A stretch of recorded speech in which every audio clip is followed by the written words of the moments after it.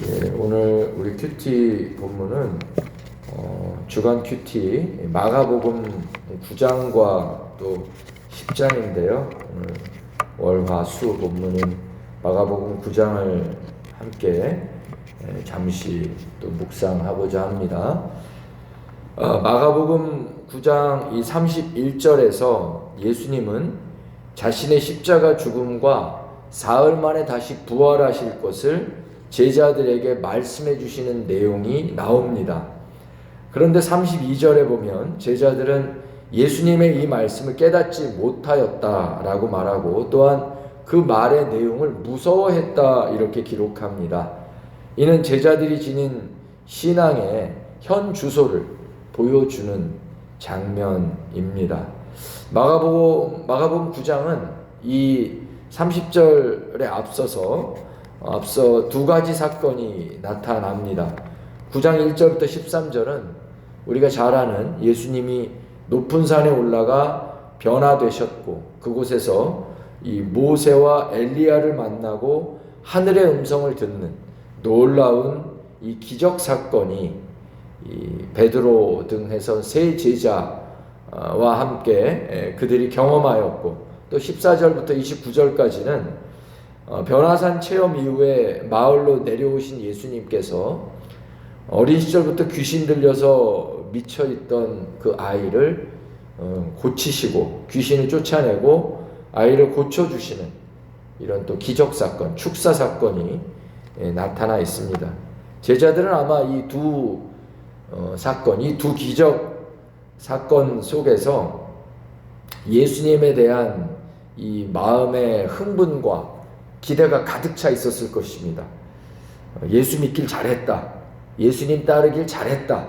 라고 그들은 생각하면서 그런 어떤 신앙의 기쁨들, 감격들 그러했을 것입니다. 그런데 31절부터 32절에서 제자들은 앞서 가졌던 신앙의 감격과 은혜가 갑자기 사라지고 예수님이 곧 감당하시겠다고 하는 이 십자가 죽음의 사명과 부활의 역사에 대해서는 깨닫지 못했다. 그리고 그것을 묻는 것도 두려워하는 모습을 가지는 이 내용들이 나오는 것입니다. 실로 많은 사람들이 하나님을 믿는 신앙을 이 앞선 두 가지 기적의 사건을 만나는 흥분과 감격의 자리에 머물러 있지 않은가 싶습니다. 변화산에서 하늘의 음성이 들려지죠. 이런 신비스러운 감격들, 또 내려와서 기도 이외에는 이런 유가 나갈 수 없다. 믿음의 기도로 귀신이 쫓겨나가는 어떤 신적 권능에 또 사로잡히는 희열, 이런 감격과 희열이 신앙이다 라고 생각하며 그들은 좋아했을 것입니다. 당연히 우리도 이런 신앙의 감격, 희열 고대해야 되고 기대해야 되고 만나고 누려야 할 중요한 신앙의 부분인 것이 맞습니다. 그러나 더 중요한 신앙의 지점이 31절과 32절에 오늘 우리가 읽었던 예수님이 감당하시고 이루어 가시고자 하는 이 사명에 대한 깨달음과 순종이라는 사실이죠. 신앙에서 사명을 생각하지 않고 신앙생활하는 이들이 많아 보입니다. 기독교 신앙은 주일날 교회 와서 예배드리고 끝나는 신앙이 아니라는 것을 우리는 너무도 잘 알고 있습니다. 예수님은 자신이 감당하실 사명의 길을 끝까지 가시고자 했고 또한 그 사명의 신앙에 대해서 분명하게 우리에게도 가르쳐 주셨고 또 명하셨죠. 마태복음 16장 23절 24절에 이렇게 예수님 말씀하셨습니다. 예수께서 이르시되 내가 하나님의 일을 생각하지 아니하고 사람의 일을 생각하는도다 하시고 누구든지 나를 따라오려거든 자기를 부인하고 자기 십자가를 지고 나를 따를 것이니라. 분명히 우리가 잘 아는 말씀인데 이 오늘 읽었던 마가복음 본문 맥락에서 보게 되니 아 그렇구나. 예수님은 분명하게 예수님을 따르는 자, 예수님을 믿고 예수님을 따르고자 하는 자에게는 자기를 부인하고 자기 십자가를 지고 가야 하는 분명한 사명의 신앙을 가르치셨고 명하셨구나 라고 우리는 다시금 깨닫게 됩니다. 사명의 신앙이란 무엇인가?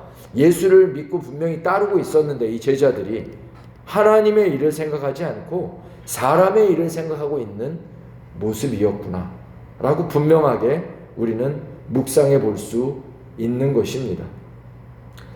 맞습니다. 그들은 예수님을 믿고 따른다고 하면서도 마음에는 하나님의 일보다 사람의 일이 더 우선하였고 사실은 그 신앙의 기쁨이라고 하는 것이 신비스러운 일에 대한 감격과 희열, 즉 자기 기쁨이었다는 것입니다. 내가 이런 일을 만나고 있다는 것. 이건 신앙인이 아니어도 세상 사람도 신비스러운 일을 만나거나 하게 되면 감격하고 희열을 느끼는 것처럼 참된 신앙은 무엇인가? 그런 인간적인 본능의 감격과 희열에서 끝나는 것이 아니라 바로 주님이 주신 말씀, 하나님이 주신 말씀의 길, 사명의 길을 담대히 두려워하지 말고 걸어가는 것이다 라는 사실이죠. 제자들은 예수님이 지고 가신 십자가의 길을 따르고 생각하지 않으려 했습니다. 우리 신앙인들도 비슷한 것 같습니다. 꼭 깨닫지 못하고 알지 못해서가 아니라 무서워하기도 하고 두려워하기도 하고 하나님이 나를 사용하지 않는 것을 두려워하기보다 어느 정도 신앙이 있게 되면 나를 너무 사용하실까 봐 두려운 것입니다. 내게 있는 것을 다 내놓으라고 할까 봐, 나보고 갑자기 북한에 가서 죽으라고 할까 봐, 이슬람 땅에 가서 순교하라고 할까 봐 우리는 너무 사용하시는 것을 더 두려워하는 것이죠. 제자들의 모습이 바로 사명의 길을 외면했고 생각하지 않았고 또 두려워했다라는 것이죠. 마음속에 하나님의 일과 사명이 아니라 사람의 일로 가득 차게 됐던 제자들에게 무슨 일이 나타났을까?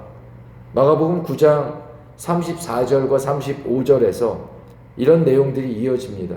제자들은 서로 누가 더 높으냐 이걸 가지고 쟁론하고 다툼을 벌이기 시작했습니다. 또 38절에서는 누가 내 편인가 아닌가를 놓고 싸우는 다툼도 이어져 가고 있습니다. 참으로 아이러니한 장면입니다.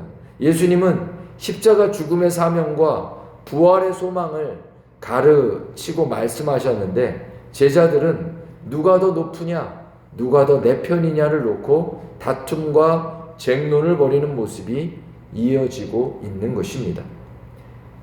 최근 어느 교회 아마 이름만 대면 다 아는 목사님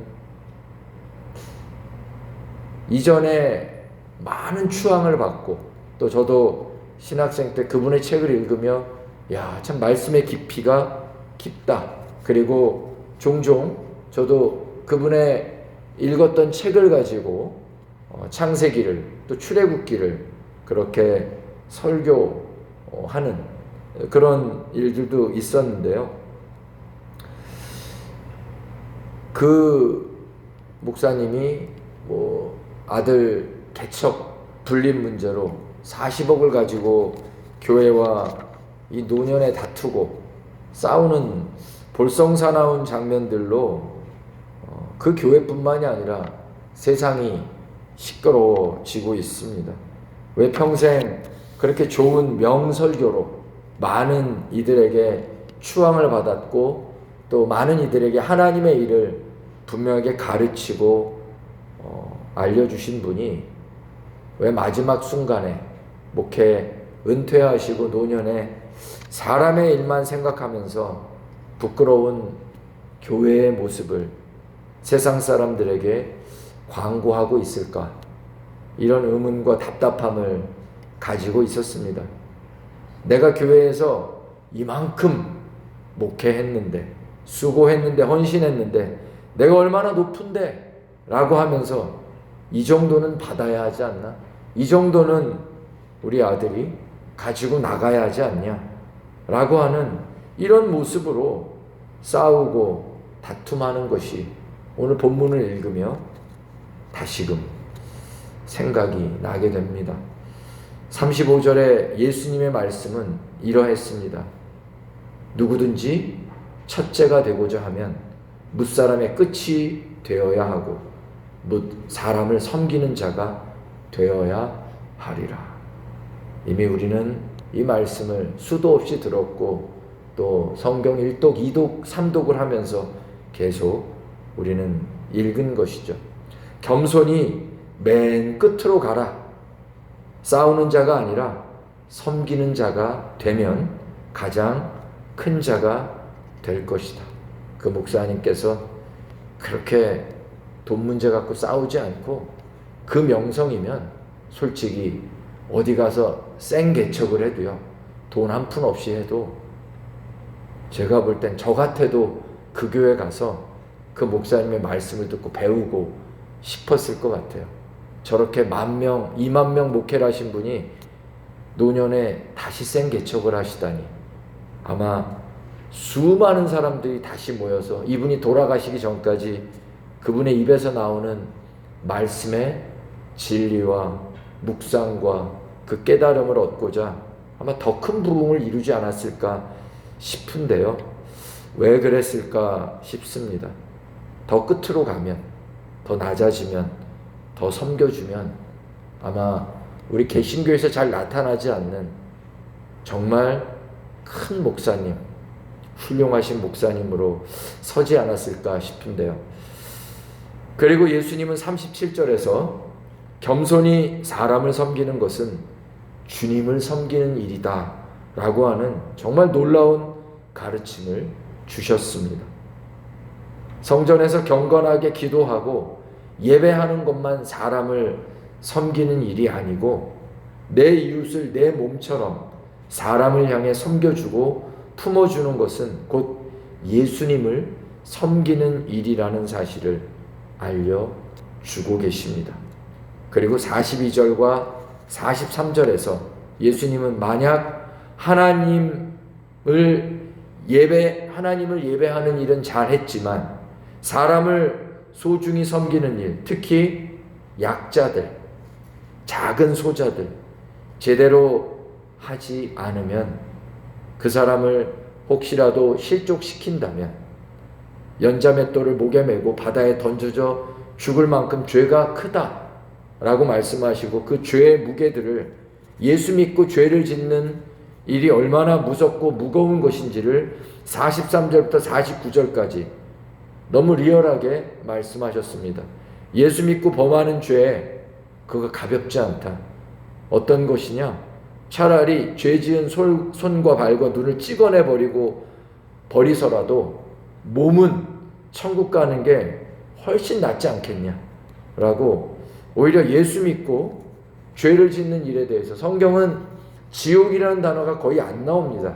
생각보다 우린 많을 것 같은데 거의 안 나오는데 여기에서는 3번이나 예수님이 43절에 49절 동안 게헨나라고 하는 이 헬라어 지옥이라는 단어를 3번이나 언급하실 만큼 예수 믿고 짓는 죄의 무서움과 끔찍함을 경고하셨던, 가장 강하게 경고하셨던 장면입니다. 그 내용이 무엇이냐?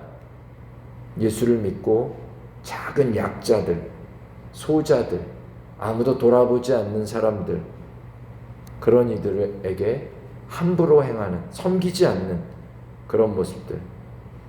직장에서 내가 높은 자리에 있고 세상에서 권력이 있고 또 내가 힘 있는 아버지, 어머니인데 어린 자녀들에게 함부로 하는 이들 많죠. 요즘 젊은이들 보면.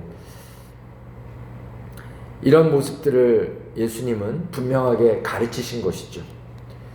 다툼과 편가르기를 하는 제자들에게 예수님은 9장에서 주신 마지막 결론의 말씀이 50절로 끝납니다. 너희 속에 소금을 두고 서로 화목하라. 예수님의 결론은 화목함을 이루라는 것인데, 화목함은 저절로 이루어지지 않고 반드시 너희 중에 소금을 두어야만 한다. 소금이 없이는 절로 가정도, 세상도, 교회도, 내 삶도 화목해지지 않는다라고 가르치셨습니다. 그리스도 예수 안에서 예수님은 우리를 빛과 소금이라고 말씀하셨습니다. 너희 중에 소금된 자가 되어야만 서로 화목할 수 있다라는 것입니다. 화목의 방법은 두 가지죠. 저절로는 안 된다. 인간의 본성은 모두 다 똑같다. 저 사람 때문이다. 너 때문이다. 라고 하는 것을 우리는 분명히 행하며 다툴 것이고 또 가를 것이라는 것입니다. 세상 정치 보면 정말 그렇다라는 걸 우리는 너무 느낍니다. 어제 이 말했다, 오늘 이 말하고 결론은 무엇이냐? 너 때문이라는 것입니다. 그게 사람의 본성이라는 거예요. 그런데 정치인들 중에도 소금을 두는 사람들이 있는 것 같습니다. 자기가 녹아져 버립니다. 빛과 소금이 되라 하신 예수님 말씀을 아는지 모르는지 모르겠는데 아마 정치인들은 그것도 쇼일 것입니다. 내가 녹아져 주는 척, 맨 끝에 있는 척. 그러나 그런 쇼라도 해주기를 바라는 것이 국민의 마음이죠. 소금이 되어져서 녹아지라는 것인데 예수님은 50절에서 만일 소금이 그 맛을 잃으면 무엇으로 짜게 할 수 있겠느냐? 녹아내려서 짜게 하는 맛을 내지 못하면 화목해질 수 없고 온전해질 수 없다라는 것이죠. 결론은 무엇이냐? 세상은 항상 어두울 것이라는 것입니다. 세상 늘 악하지. 인간의 본성은 늘 악해. 야, 세상 더러워. 세상 인간들이 다 저래. 라고 그렇게 말하고 끝나지 말라는 거예요. 교회 목회를 하다 보니까 야, 인간이 어떻게 저럴 수 있나? 인간 이하다. 목사이지만 놈이라는 소리도 나오고 년이라는 소리도 나올 것만 같습니다. 야, 왜 사람답지 못하지? 이런 생각들도 나면서 마음이 참 상할 때가 많은데요. 우리 주님의 말은 원래 인간의 본성은 다 똑같아. 너 때문이야. 그 사람 때문이야. 라고 말하기 시작하면 아무것도 이룰 수 없다. 빛과 소금이 되라. 소금으로 되어져서 맛을 네가 내야 한다. 라는 깨달음과 묵상을 얻게 됩니다. 주님은 우리를 세상의 빛과 소금이라고 부르십니다. 너희는 세상의 빛과 소금이라고 칭하셨습니다. 세상은 언제나 악합니다. 세상은 언제나 우리 편이 아닙니다. 그래서 우리는 세상을 욕하고 악하다고 사람 왜 저 모양이냐고 비난하고 또 말합니다. 하지만 주님은 그 세상과 싸우지 말고 욕하지 말고 주님이 우리에게 칭해 주신 빛과 소금이 나보고 되라고 말씀하십니다. 오늘도 세상의 빛과 소금으로 우리를 칭해 주신 주님의 명령과 말씀을 따라 목회자인 저부터 또 교회 사역하시는 우리 직분자분들 또 성도분들 우리 진행하다 보면 또 사역하다 보면 정말 사람에 대해서 실망하고 흔들릴 수도 있고 또 여러 가지 부분들이 있지만 우리 주님은 소금의 짠 맛을 잃지 말아라 이렇게 가르쳐 주셨고 또 묵상하게 하셨습니다. 사명의 삶을 놓치지 말아라. 신앙생활은 사명의 삶을 하나님의 일을 생각하는 것이다. 주님이 주의 나라와 영광을 위해 사는 자들에게 볼지어다 세상 끝날까지 너희와 항상 함께 있으리라. 오늘도 믿음의 사명, 빛과 소금의 사명 감당하는 우리 제일 좋은 믿음의 새벽 성도들에게 주님 동행해 주시고 함께 해 주시고 능히 담대히 그 사명 감당하도록, 그리고 세상의 이 교회 저 교회 어느 목회자 어느 성도가 우리에게 마음의 상처와 어려움들을 또 많은 세상의 욕과 비난들을 얻게 할지라도 우리 교회가, 내가 빛과 소금 되어 세상 속에 맛을 내어주는 그 사명, 오늘도 우리 외로울 수 있지만 새벽에 힘들게 추운 날씨에 나오셨는데 당당히 담대히 우리 걸어갈 수 있도록 믿음의 승리를 이루시는 저와 여러분이 되시기를 주님의 이름으로 축원을 드리겠습니다. 기도하겠습니다. 우리 같이 주여 삼창하고 기도하시